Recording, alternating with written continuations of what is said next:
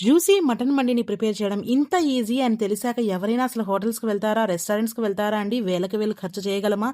అస్సలు చేయలేమండి. అన్నీ ఇంట్లో ఉన్న వాటితోనే చాలా హ్యాపీగా మనం ఎంజాయ్ చేసేయచ్చు. ఫ్యామిలీ మొత్తానికి చాలా బాగా నచ్చుతుందండి. ఇది ఎలా ప్రిపేర్ చేయాలో చూపించేస్తాను.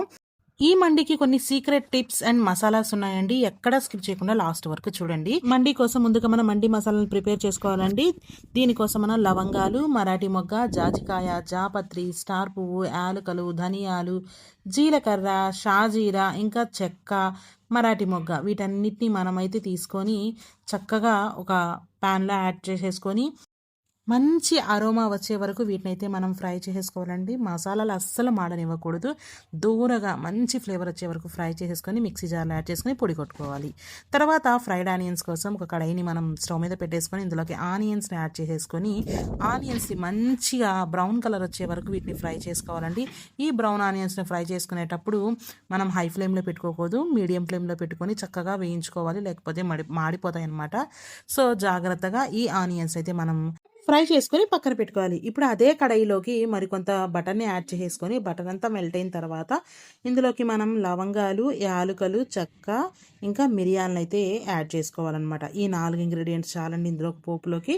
మనమైతే ఇప్పుడు బిర్యానీ రైస్ ప్రిపేర్ చేస్తున్నాం. సో ఇవన్నీ కొంచెం ఫ్రై అయిన తర్వాత ఇందులోకి మనం కొంచెం సన్నగా తరుక్కున్న ఆనియన్స్ని యాడ్ చేసేసుకొని ఈ ఆనియన్స్ అనేవి కొంచెం కలర్ చేంజ్ అయ్యే వరకు ఫ్రై చేసేసుకోవాలి.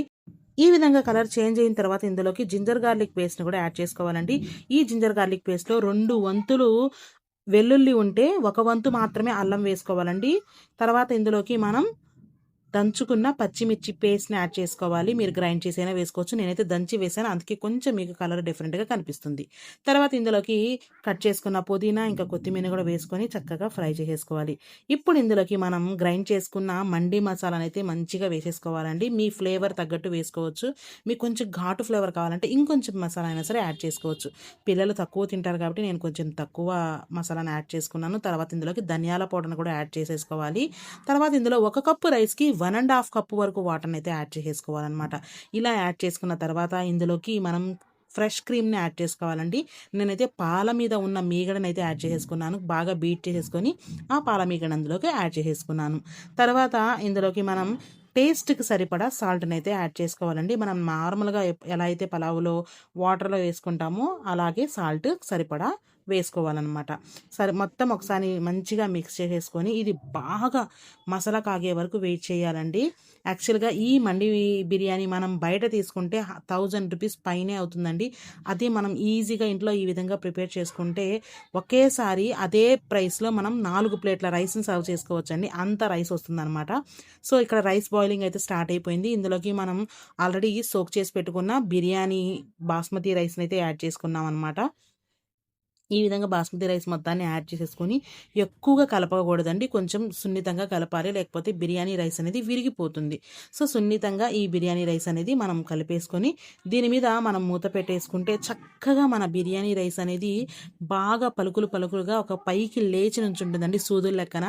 సో అదే మెజర్మెంట్ అనమాట. పర్ఫెక్ట్గా ఉడికిపోయిన బిర్యానీ అయితే ఈ విధంగా నిలబడుతుంది. చూడండి ఇక్కడ మీకు రైస్ కనిపిస్తుందా క్లియర్గా? పర్ఫెక్ట్ బిర్యానీ రైస్ అంటే ఇలానే ఉంటుందండి. చక్కగా అది కంప్లీట్గా ఉడికిపోయినప్పుడు ఈ విధంగా సూదుల్లాగా పైకి లేచి నుంచుంటుంది అనమాట బిర్యానీ రైస్ అనేది. సో ఇక్కడ బిర్యానీ రైస్ అనేది పర్ఫెక్ట్గా ఉడికిపోయింది అనమాట. దీన్ని అయితే మనం తర్వాత ప్లేట్లో సర్వ్ చేసుకుంటాం. తర్వాత జ్యూసీ మటన్ కర్రీ కోసం ఒక బౌల్ తీసుకొని అందులోకి మటన్ యాడ్ చేసేసుకొని ఇందులోకి పచ్చిమిర్చిని డైరెక్ట్గా విరిచి ఈ విధంగా యాడ్ చేసేసుకొని ఉప్పు, తర్వాత కొత్తిమీర, పుదీనాని యాడ్ చేసేసుకోవాలి.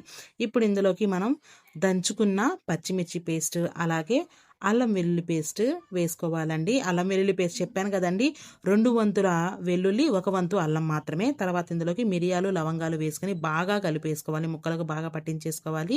ఈ విధంగా పట్టించేసుకున్న ఈ మటన్ని మనం ఇప్పుడు ఒక కుక్కర్ని తీసుకొని ఆ కుక్కర్లో యాడ్ చేసేసుకోవాలన్నమాట.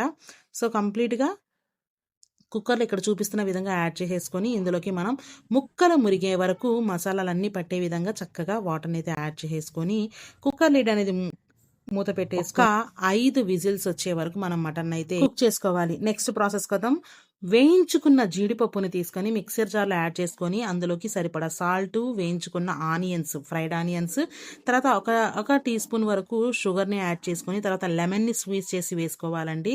ఇందులో విత్తనాలు అవి పడితే తీసేసుకోవాలి. తర్వాత దీన్ని మంచిగా మనం కొంచెం వాటర్ యాడ్ చేసుకుని గ్రైండ్ చేసుకుంటే మంచి ఫ్లేవర్ఫుల్గా ఉండే పేస్ట్ అయితే రెడీ అయిపోతుంది.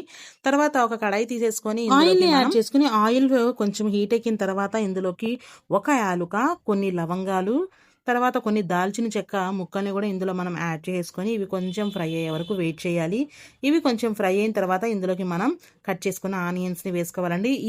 ఈ రెసిపీ కోసం కంప్లీట్గా ఒక 4 మెంబర్స్కి సరిపడా రెసిపీ అనమాట నేను చేస్తున్నది. దీనికి వచ్చేసి మొత్తం 6 ఆనియన్స్, ఒక పెద్ద సైజు 6 ఆనియన్స్ అయితే పట్టాయి.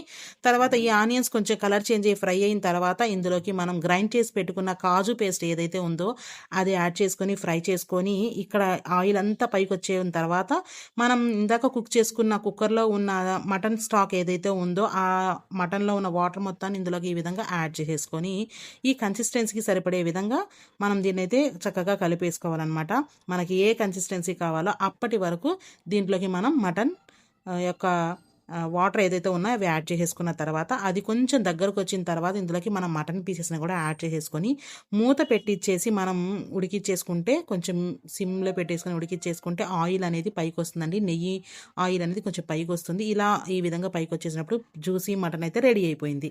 ఇప్పుడు మనం బిర్యానీని అయితే సర్వ్ చేసేసుకుందాం. బిర్యానీ రైస్ని ప్లేట్లో యాడ్ చేసేసుకొని చూడండి ఎంత పలుకులుగా ఎంత మంచిగా ఉందో రైస్. ఈ విధంగా మన రైస్ని మండి ప్లేట్లోకి మనం ఈ విధంగా సర్వ్ చేసేసుకోవాలన్నమాట. తర్వాత దీని మీదకి మనం వేయించుకున్న జీడిపప్పు, కిస్మిస్, ఇంకా బాదంని కూడా ఈ విధంగా చల్లేసుకొని తర్వాత ఫ్రైడ్ ఆనియన్స్, క్యారెట్, కీరా ఇట్లా అన్నిటితోని సర్వ్ చేసుకొని మనం జ్యూసీ మటన్ని పెట్టేసుకుంటే మన జ్యూసీ మటన్ మండి అయితే రెడీ అయిపోతుంది.